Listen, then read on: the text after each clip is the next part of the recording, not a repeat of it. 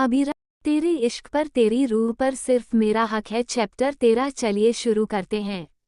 आदित्य की नज़रों में कुछ तो अजीब था जो अब तक अबीरा को भी महसूस हो चुका था। इस तरह से उसका मुस्कुराना अबीरा को घबराने पर मजबूर कर रहा था। वही आदित्य तिरछी मुस्कुराहट के साथ अबीरा के माथे से खुद के माथे को जोड़ते हुए बड़ी ही ससेप्टिव और धीमी आवाज में कहता है, वाइफ हो तुम मेरी और तुम पर तो मेरा पूरा हक बनता है। और अभी तुम ही ने तो कहा कि मैंने तुम्हें परेशान किया इतनी जाति की। और फिर कुछ सोचने का नाटक करते हुए कहता है, लेकिन मुझे कुछ याद नहीं आ रहा। लेकिन तुम्हारे इस तरह से बार बार बोलने से मुझे लगता है कि मैंने जरूर पूछना कुछ तो किया होगा, तभी तो तुम मुझे कह रही हो। और अगर गलती की है तो सजा तो मिलनी चाहिए ना। आदित्य की आवाज बेहद शांत और ठंडी थी, लेकिन उसके कहीं हर एक शब्द अबीरा को अंदर तक डरा रहे थे। उसे न जाने क्यों बार बार अपने माथे पर ठंडा पसीना आ रहा था। आदित्य का इस तरह का बिहेवियर अबीरा के लिए बहुत अजीब था और साथ ही उसे घबराहट भी होने लगी कि आखिर उसका ये पति परमेश्वर का क्या रहा है और करना क्या चाहता है। ये सोचकर ही उसका चेहरा काला पड़ता जा रहा था। वह कुछ समझ पाती या कर पाती उससे पहले ही आदित्य अबीरा की एक टांग पकड़कर खींचकर अपनी कमर से लगाते हुए बड़े ही आराम से सहला रहा था, जिससे अबीर को तो 440 वोल्ट का करंट ही लग जाता है। और वो अपनी हैरान नजरों से आदित्य को देखती हैं, जिसके चेहरे पर बहुत ही नॉटी स्माइल थी, जिसे देखकर अब अबीरा समझ गई थी कि अब वह तो गई कम से आखिर उसने क्यों आदित्य को उंगली कर दी।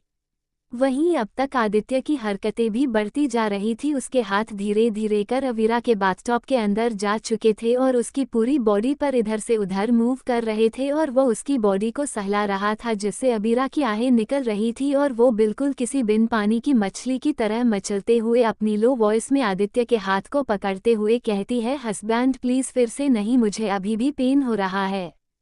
तो आदित्य अबीरा की गर्दन पर रफली किस करते हुए कहता है, क्या तुम मेरे लिए थोड़ा सा पेन भी बर्दाश्त नहीं कर सकती? और वैसे भी तुम्हें मुझे उंगली करने के लिए किसने कहा था? अब किया है तो भुगतो।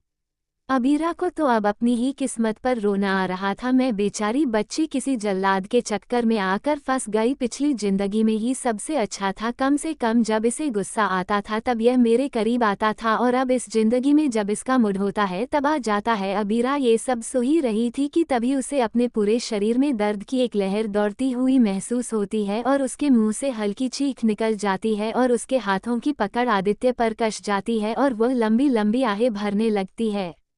1 घंटे बाद आदित्य अबीरा को अपनी गोद में उठाते हुए वॉशरूम से बाहर लेकर आता है और उसके चेहरे पर बड़ी जीत भरी मुस्कुराहट थी और वह काफी ज्यादा एनर्जेटिक लग रहा था। वही अबीरा थोड़ी कमजोर लग रही थी और उसकी आंखों में थोड़ा गुस्सा साफ नजर आ रहा था, जिसे देखकर इतना तो साफ था कि आदित्य ने न जाने कौन कौन सी हदें परखी होगी अबीरा के साथ, जिसकी वजह से वह इतना गुस्से में थी। आदित्य अबीरा के गुस्से को देख साफ समझ पा रहा था, लेकिन वो उसे इग्नोर कर उसे बिस्तर पर बैठता है और खुद वार्डरूम में चला जाता है, जिससे अबीरा तो आदित्य को कोसने लगती हैं और ढेर सारी भर भर कर गालियां देने लगती है। वहीं कुछ ही देर में आदित्य पूरी तरह से रेडी होकर कमरे में आता है, जिसे देखकर तो अबीरा का मुंह बन जाता है और वह बिल्कुल किसी जिद्दी बच्चे की तरह अपना मुंह दूसरी तरफ फेर कर बैठी हुई थी और अपनी नाराजगी साफ जाहिर कर रही थी, जिसे देखकर आदित्य के चेहरे पर हल्की मुस्कुराहट आ जाती है और वह अपने हाथ में अबीरा के लिए लाए कपड़े उसकी ओर बढ़ते हुए कहता है, जल्दी से तैयार हो जाओ, वैसे भी ऐसे नखरे दिखाने से कुछ नहीं मिलने वाला। तो अबीरा मुंह बनाते हुए कहती है, हाँ अब तो मैं नखरे भी दिख रही हूँ ना, जब इतना सब कुछ कर ही दिया है तो शर्म किस बात की, यह कपड़े भी पहने दो, वैसे भी बचा क्या है छुपाने और दिखाने के लिए। ये सुनकर तो आदित्य का मुंह एक पल के लिए खुला की खुला रह जाता है, लेकिन फिर वो खुद को संभालते नोटी अंदाज में कहता है, क्या सच में तुम यही चाहती हो? तो अबीरा उसे घूरते हुए कहती है, मेरे चाहने न चाहने से कुछ बदलने वाला है? अबीरा का कहने का तरीका बहुत ही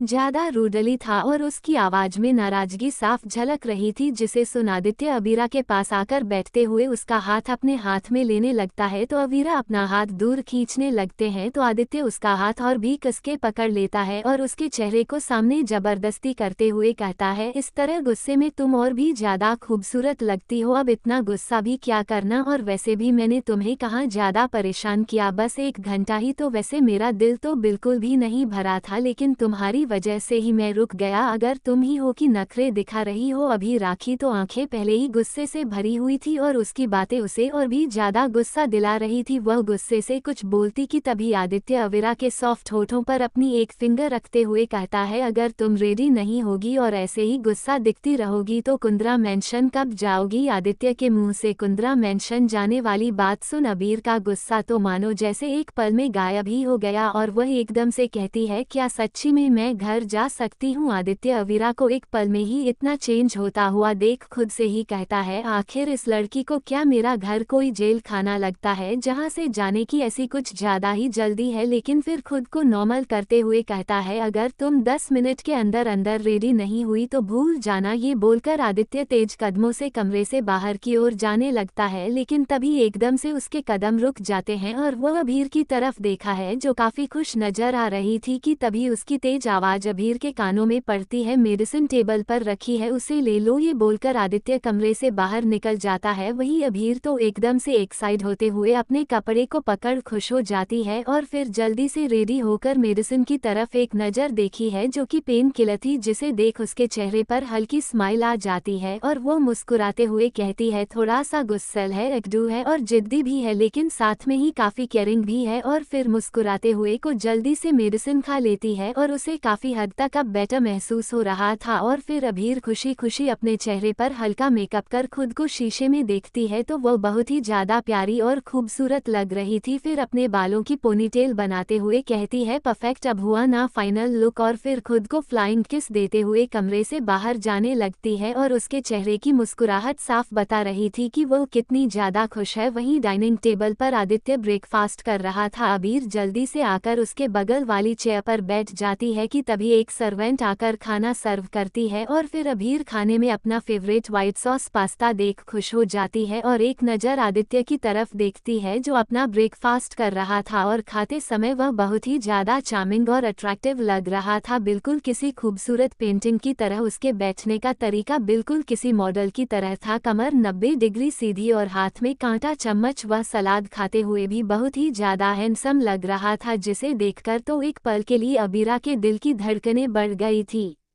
कि तभी उसे आदित्य की बर्फ से ठंडी आवाज़ अपने कानों में महसूस होती है, जिसे सुन उसके चेहरे का रंग एकदम से ठंड पड़ गया था क्योंकि आदित्य फिर से अपने इस कोल्ड फॉर्म में आ चुका था जैसा वह हमेशा ही रहता था और कमरे में तो वह बिल्कुल एक अलग ही इंसान की तरह बर्ताव कर रहा था।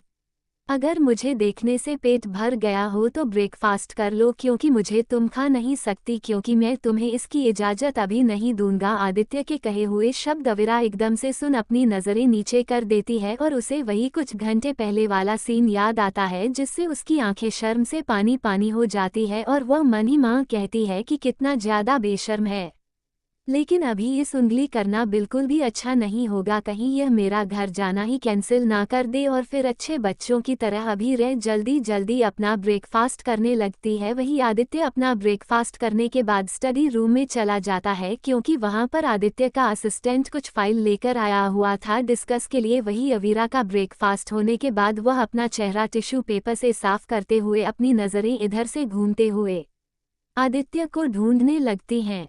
वही आदित्य स्टडी रूम में फाइल को टेबल पर फेंकते हुए गुस्से से चिल्लाता है, जिससे स्टडी रूम में तो एक पल के लिए भूकंप ही आ गया था और बेचारे असिस्टेंट की तो रोल तक कांप गई थी। आदित्य को इतना गुस्से में देखकर वही आदित्य अपने सर को अंगूठे से दबाते हुए अपने गुस्से को शांत करने लगता है क्योंकि उसके अच्छे खासे मूड की बैंड बज चुकी थी। वही अबीरा जो आदित्य को ढूंढ रही थी, वह आदित्य की गुस्से से भरी आवाज सुनकर वह भी अपनी जगह पर एक पल के लिए जम सी गई थी और वह घबराते हुए मन ही मन कहती है, आखिर अब सुबह सुबह इसे फिर से किसने उंगली कर दी, आखिर किसकी शामत आई है, कहीं वह गुस्से में मुझे भी कुंद्रा मेंशन जाने से मना ना कर दे। और फिर वो दबे कदमों से स्टडी रूम के बाहर खिड़की से ताका झांकी करने लगती है क्योंकि अबीर के अंदर कमरे के अंदर जाने की बिल्कुल भी हिम्मत नहीं थी कि वह गुस्से में न जाने की आकर बैठे। वही अंदर पूरे कमरे में सर्द माहौल छाया हुआ था। आदित्य सोफे पर किसी राजा की तरह पैर पर पैर चढ़ाए बिना किसी भाव के उसे नजर आता है, लेकिन उसके आसपास का ऑरा काफी ठंडा था जिसे देखकर साफ पता चल रहा था कि वो कितना ज्यादा गुस्से में है। वही बेचारे असिस्टेंट की तो बुरी हालत थी। अविरा घबराकर पीछे मुड़ते हुए कहती है,